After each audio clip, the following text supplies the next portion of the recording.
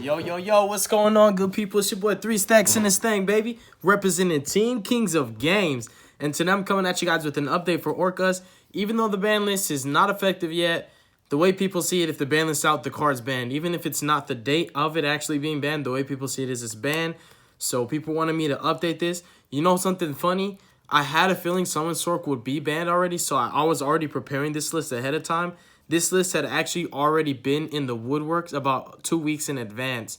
So this has been being crafted for about 2 weeks now, with keeping in mind that I was thinking either Summon Sorceress is going to get hit or Azathoth is going to get hit, but then the Rank Up Magic got hit. So basically the two cards, to think of it that way, the two cards that I had a feeling were going to get hit got hit. So I was kind of prepared.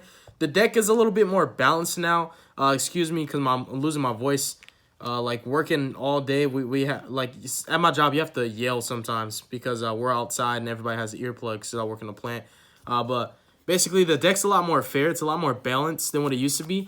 I also think that with Summon Sork being hit and Azathoth kind of not being a possibility right now until we find other ways to exploit that avenue, I think that ORCUST as an engine is less viable, and I really hope to see less people splashing ORCUST in every single deck, and I hope to see more actual ORCUST decks, because ORCUST herself never needed Summon Sork to be viable as a deck, and just because it does hurt doesn't mean that the deck's not playable anymore. There is a different game plan, which is kind of being more focused on the Topologics, especially with us getting a new Topologic. The deck, the way I'm playing it, kind of just like Topologic Turbo. So I'm really focusing on dominating combo decks. The combo matchups are what I'm more worried about. The deck's not really that bad against Strikers and Soundman Greats. I would say if Strikers get on multi-roll, it can get pretty out of hand, but the deck is pretty powerful still. It still has a really high ceiling. It still can do a lot more than what people think it can, and I wouldn't just write ORCUST off just because Summon Sork got banned. Like, I wouldn't say, oh, it's just not a deck anymore. I'll move the camera over that way and then back it up some. All right, so I'm going to go ahead and hop into the main deck, you guys. I do love this deck. It has slowly but surely crept up into the top 5 of my favorite decks. I'll tell you the top 3. Literally, number 1, Herald, number 2, Zephyrs, and number 3, ORCUST. The 4 and 5, you guys are going to have to guess that. So starting off with the main deck, I'm actually playing 3 ORCUST Nightmare. I've been playing 3 ORCUST Nightmare for over a month now. A lot of people think I'm crazy for playing 3 ORCUST Nightmare, but what people don't really realize is whenever you have the full combo and you discard this for cost for your Mermaid, it gives you a contingency plan. It gives you somewhat of a follow-up so that you can provide yourself with not necessarily the same powerful board, but a sustainable board in comparison to just, oh, they Ash Mermaid, I pass. So I really like that. Having extra ORCUST in hand like Nightmare and Harp Horror, it just really helps you out when your opponent does stop your Mermaid. And some smart players will wait for the Harp Horror, but I actually like when they wait for Harp Horror because all I need really is to establish Galatea. Galatea can really get me there because she can get my Einsets or my Field Spell. And if I open with Einsets, I can get my Field Spells, and I can play a lot more on my opponent's turn and play very reactive. So I think that these have to be played at 3. I'm trying to make it more focused as an ORCUST deck. I know a lot of people hate on it just because it plays Dangers, but Dangers really help ORCUST out a lot. Like I feel like Dangers are best in an ORCUST deck right now. And it's just, these are really important to play at 3. They're your enablers. They really do solve a lot of problems where you're not solely relying on just Mermaid to get you access to your engine because you're playing more copies of the actual ORCUST to open up. These are the best ones. And Nightmare is more important now than ever because we lost Summon Sorceress. You need your Nightmare to actually send World Wand. So instead of playing more copies of World Wand, it's better to play Nightmare because opening with World Wand, it's not going to be good unless you have another way to get into your ORCUST combo basically to start getting the special summons off of Nightmare and Harp and Skeletor. But with Nightmare, it's either going to be World Wand or it's going to be Harp Horror. So it really is the best one to open with. If you open with both of them, you actually can still do exactly the same thing you would as if Summon Sorceress were there. So it's like, if you have both of them in your hand, you're playing as if Summon Sorceress really does exist, even though it doesn't. And then we have 2 copies of Skeletor. I bumped it from 1 back up to 2. With losing Summon Sorceress, it's really hard to give yourself that follow-up because naturally she would give you World Wand. World Wand would bring back your Harp, and Harp would give you another follow-up that you can use. You can either use it with the Field Spell on your opponent's turn, or you can use it literally as a follow-up for your next turn. But because it's not as sustainable as it used to be, and sometimes even when you manage your resources correctly and you're very responsible, sometimes just 1 or 2 hand traps can really stop that. You need to have a second copy in deck, because if one ever gets trapped in the banish zone and you're not able to resolve Galatea or, you know, Longaritsu or anything like that to put it back, you need the extra copy to bring back off of Harp so that this can get back into Galatea, and Galatea can grab you your Field Spell or your Einsets while recycling this. But this one has the most longevity. It's the most important Orcus name. I would never play 3. Even if I was playing pure Orcus, I would never play 3 Skeletor, because it doesn't do anything starting up. It only is effective once you've started into your combo, but it's not a starter by itself. And I hope you guys can understand that. And I'm still only playing 1 World Wand.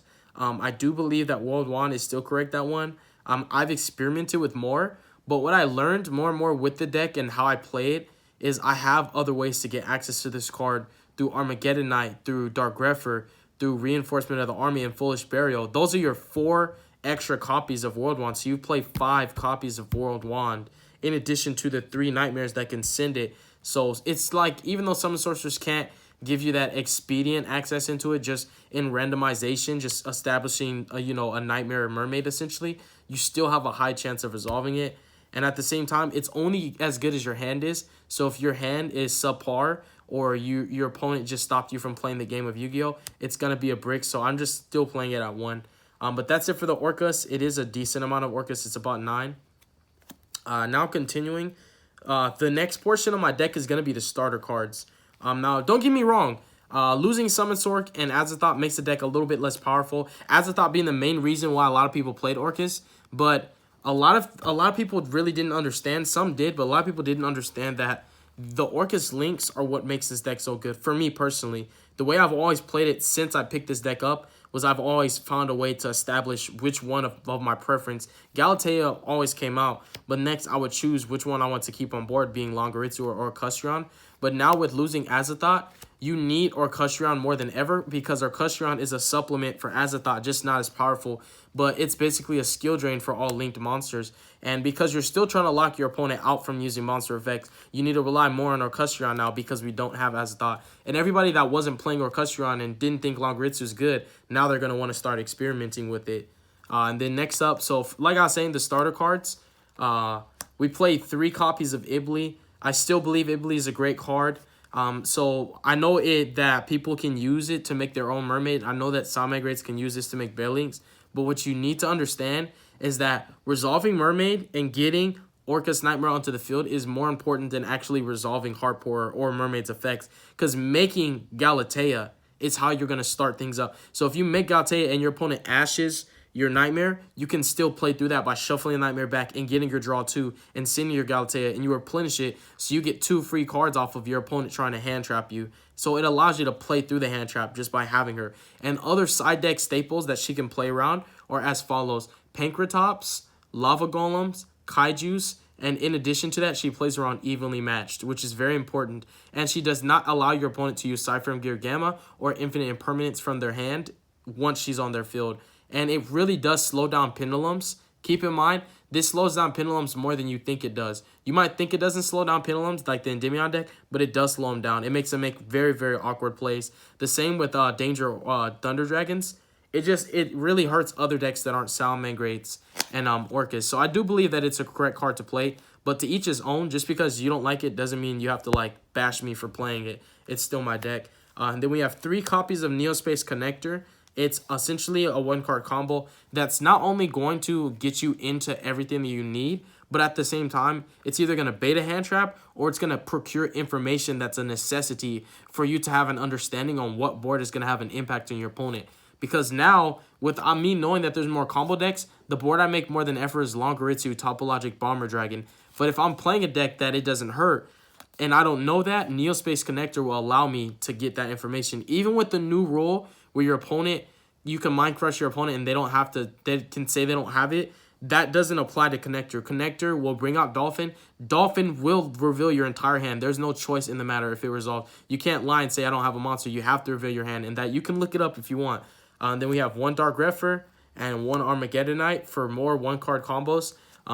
Supplementing for, I guess, the loss inconsistency of losing Summon Sorcerers, these cards are more important now because they can still send your World Wand, which Keep in mind, if you put 2 dangers on the field and you can make a mermaid and you have a normal summon, committing to these as a normal summon gives you the full combo without any stops. And then we have still 1 boots and 1 ancient cloak. I've considered bumping them up more, but instead of playing more Phantom Knights, I actually incorporated another engine to help me for going second because I cut hand traps out of my deck completely. And then we have the 1 dolphin. It's still correct, and of course, it's pretty cheesy in time. Don't get me wrong. It's not very fair in time. But at the same time, nobody's really trying to play fair, so I'm not trying to play fair either. And next up, the engine that basically took the place of more Phantom Knights and more dangers, which is what I was really going to do, is the triple Destrudo, 1 Zephyros, the Elite. Forgive me for my voice being hoarse. There's nothing I can do about it. And then 1 Mare. So instead of playing hand traps to try to simplify the game state, the goal was I wanted to just let my opponent play. I wanted to let them establish the best board they possibly could, and I would try my hardest to break it. Because I was playing Ashe and Impermanence in my main deck, and I felt like 1-for-1 of my opponent, even though Ashe is really strong and is very impactful, I knew that Ashe would not stop my opponent from establishing a board. A lot of people would call by the grave my Ashe or play through the Impermanence, and then I'd have to play into not a subpar and not a mediocre, but a very strong established board with 1 less card in my hand because that hand trap didn't help me. So I decided to go full on aggro with Destrudo and Mare. And of course, Zephyros the Elite has synergy with your dangers because you can bounce a danger from your field to your hand, summon him as an extender, and reveal that same danger, get another body and another draw. So he just does a lot for this deck. It's very correct to play him, in my opinion. And then next up, this is the part of the deck that everybody's going to cry and complain about. But we have the dangers. Like I said, dangers are best played with ORCUST for me personally. They just really do complement what ORCUST are trying to do, essentially, and they fulfill the win condition. So we have 3 Nessie. We have 3 copies of Tsuchinoko. Kind of just showcasing the dominant 3, Tsuchinoko, Jackalope, and, Nessie. Because even if they get sniped, you'll still get somewhat advantage out of them. Obviously, Nessie being sniped just doesn't really hurt at all. It's nice to draw, but don't get me wrong. Then we have, of course, 3 Jackalopes. And then I played 3 Chupacabra, I believe. I'm a believer in Chupacabra. I really am. When you play enough dangers, Chupacabra is really strong. It's actually stronger than Jackalopes most of the time. For the simple fact that the monster you summon does not come out in defense, and you have no idea how much of a difference that really does make when you're trying to break a board, when you're trying to OTK. It really does make a difference. So I like Chupacabra, and I like that it's a level 4, because I still do like Time Thief Redoer in this deck, even without the implementation of Azathoth.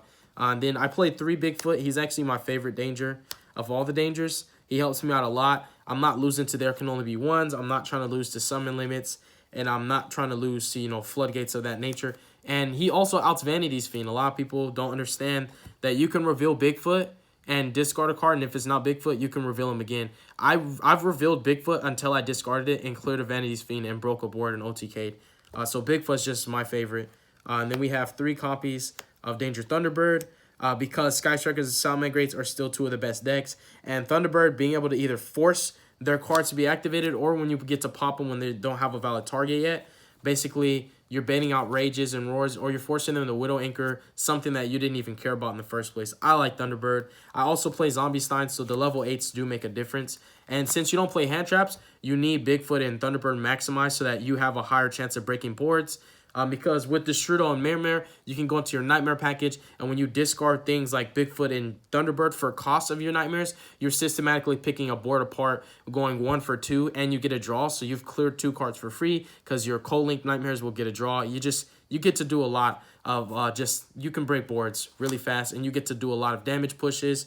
And clearing boards is not really a problem with this deck as long as you can activate monster effects. With Azathoth not being a possibility right now as things are, not necessarily not a possibility, but not a possibility in your opponent's turn, you have a higher chance of breaking boards, even if they're established 4 or 5 negates. It's just you still have a chance because you can activate monster effects. So it did kind of balance out the format with the rank up magic being banned. And then finally, for the rest of the dangers, I played 3 Mothman. I chose to maximize on the Mothman. I was thinking about doing an Ogo and a Dogman and 1 Mothman, because I wanted Dogman for another big body, Ogo for another level 8 for my rank 8 plays, and then the Mothman for the utility. But I decided to just go full-fledged with 3 Mothmans because putting out level 4s really does make a difference in this deck. It's still an 18 body, and then whenever I need to draw into my side deck cards, it gives me a chance to do so. So that's it for the monsters. Now we're going to be going into the spells of the deck. So we're starting off with 3 copies of Sky Striker, Mobilize, Engage. Now, I understand the card's pretty pricey, and you don't have to play it. I played my deck without it before, and there wasn't any problem with it. But if you can afford it, play it.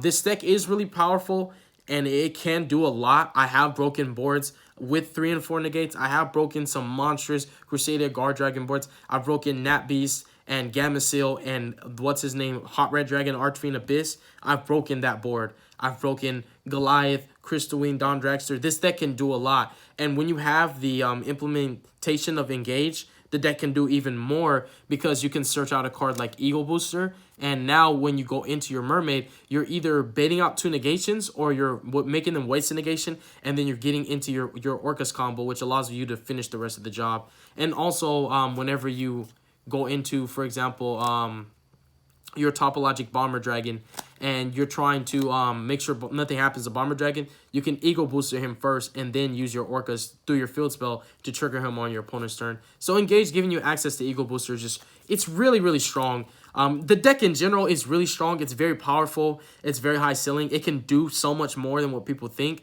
And really, the limitation is your imagination. The sky's the limit with this deck. Next up, we have 3 copies of Allure of Darkness. Now, obviously, every monster in the deck practically is dark except for Dolphin. Draw 2 is nice, especially when you need to see your side deck cards. Because this is a 60-card deck, it's been 60-card ORCUST literally since I've started playing ORCUST. They've always been 60 cards. My Sky Striker targets are Hornet Drones, and I cut Widow Anchor for Eagle Booster because Eagle Booster was more flexible for me, and it was a better utility card because it's not just the niche interaction of protecting Mermaid. It's when you make Rusty, protecting Rusty. It's when you make Bomber, protecting Bomber. It's when you make Borosword first, activate Eagle Booster, and then when you go into your damage push, you know nothing's going to stop Borosword from killing your opponent. So, yeah, it's very useful. You only activate it, obviously, when you don't have monsters in your main zone, as if that wasn't known.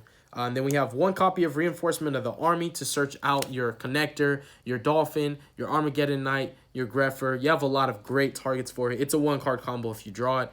And then 1 Foolish Burial as one of the strongest 1-ups in the deck. It also is another copy of World Wand. And then this is the Trinity. We have the Father, the Son, and the Holy Ghost right here. The ORCUST spells and the ORCUST spells.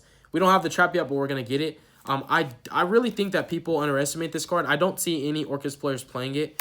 I don't, especially not the good players. Like Thomas Rose is a good ORCUST player. I don't see him playing this card. I don't see a lot of ORCUST players playing this card. This is the problem solver. This card can literally bring you back into a duel that you were going to lose in the first place. It helps you to grind your opponent out. It allows you to establish more resources. And you get to make plays for little to no resources at all because this generates advantage per your opponent playing. So you don't have to do anything. This card will play itself. It's going to Foolish Burial your names with the field spell, and that's the perfect establishment because you can just continually recycle Arcustrion and Longoritsu off Skeletor and use their effects to disrupt your opponent, skill draining their board and sending a monster away without targeting or destroying it, and bringing back Galatea and just getting more resources and continually to recycle your engine so you never ever deck out and you never burn out of targets. And then for the traps, we have 2 Fogblade. And I still play Shade Brigandine because whenever I make Redoer, the best material he can ever have is a trap. Next to the spell, of course, but you want to make him with the trap as a material so that you have that disruption that doesn't target and doesn't destroy. It still gives you a better board. It's not Azathoth, and it can't be compared, but it's still better than nothing. So I still play it because you can make Redoer with the trap. And that's the main deck. It's a 60-card deck. I'm sorry, you guys. I normally have a lot more energy. I do, but I actually literally just got off work about an hour and a half ago. I took a shower, and I'm tired, and I only got 4 hours of sleep, and I got straight to doing this, trying to get it done because I haven't been able to upload consistently every day, and I'm trying. I really am. So I apologize for that. Let's see what time we're 19 minutes in. All right, now for the extra deck, 1 of each of the ORCUST links. When Dark Neostorm comes out, you have to play more than 1 Galatea. You can't just get away with playing 1. So when Dark Neostorm comes out, a lot of things are going to change for my extra deck. I do want to play the Sheer ORCUST Dingaritsu. I might play 1 or 2 of it. I'm going to pick up 2 just in case I need to. But I know for sure I need to play 2 to 3 Galateas because Galatea is the easiest way to make that, and then you still need a link with it to make another Galatea, so that way you can bring it back off of your Skeletor and trigger Rusty. You know, the fact that we still have Rusty is what's going to keep ORCUST viable, not only now, but when Dark Neostorm comes out, because you get so much disruptions on your opponent's turn with just bringing out the rank 8 on his zone, being able to pop a card, then send a card on the field to the grave, and still having Fog Blades and still having Longeritsu that can send another monster on the field to the grave, and having Orcustrion to skill drain your opponent. There's still a lot of shenanigans you can do. It becomes more reactive versus Azathoth, which was a proactive card. So don't sleep on the deck, and Rusty still should be played because it gets so much advantage, especially when you get hand trapped and they ash your Nightmare. But like some people, when you have the Ibly play, you'll go into Mermaid, you'll bring out Nightmare, make out Taya, then you'll try to activate Nightmare. Some people ash Nightmare. Some people don't, some people do, but when they ash the Nightmare, any danger is going to make Rusty, and then you can still have a play. You can make Rusty, get some Fog Blades. Once you get a couple Fog Blades, you can buy yourself a turn, and then you can kind of see what you can work out on your follow-ups. Continuing on for the Topologics, it's going to be Trishbania, Bomber, and then the new Topologic when it comes out can be abused in this deck like crazy. Actually, this deck's going to play that Topologic better than any other deck, so that's going to be in here too. Neostorm's just going to shake things up. It really is. And then when that new Topologic comes out, this deck becomes more bonkers. But for combo decks and for back row decks, I do it a lot going second, where I Trishbania the back row, Bomber the monsters, and I clear an entire field, bro. An entire field. Everything's gone. And you just attack with Bomber, and you just keep your field spell up, establish your field spell. You activate your field spell after your Trishbania, obviously. You have your field spell, and you can play Bomber control for the remainder of that, your opponent's turn. And then we have Borosword. It's too easy to make. We have some Nightmares. I don't have Unicorn. I would be playing it if I had it, though, because it gives your Destrudo more value. Link Spider. Link Karibo's in my Heralds. I do like Link Karibo just because it's Dark Attribute, and it can come up where you want to tribute a token, you know, just put it out and simplify game states. But Link Karibo's in my Heralds, and I knew that this was not being used, so I just put it in here. Then we have one Kagari. We have Zombie Stein, Redoer, and Yazi for the extra deck. Yazi is the target for your Destrudo. Also, keep in mind that Destrudo can make Redoer. Destrudo also is an extender. It makes your ORCUST combo possible. It allows you to make Borosword under pressure. It allows you to link climb into Rusty. Destrudo's still a great card. So, yep, you guys, that is the conclusion of my deck profile. I do have a new game plan. I am not sure if I want to share it right now because there are still people out there that are trying to figure things out with ORCUST. And I don't want, I guess you could say, I don't want people to steal my sauce just yet because I want to master it first. I don't want to showcase an idea that I'm still experimenting with, and then somebody takes it and runs with it and doesn't give me credit for it, and then I end up looking like the guy that was like trying to mimic or replicate what they're doing. So I'm going to put that on the hold. I'm going to put a pin in it. Once I get it down to an exact science, I'll share it with you guys. I don't mind it. I'm not greedy with information at all. But with that said, thank you guys so much for watching the video. God bless you guys. Make good choices. Don't hurt your brain cells. Stay tuned for future content. I apologize that my voice is hoarse. I don't know why I keep apologizing, but I just feel like I'm going to get trolled for it. Peace out, you guys. Have a beautiful day.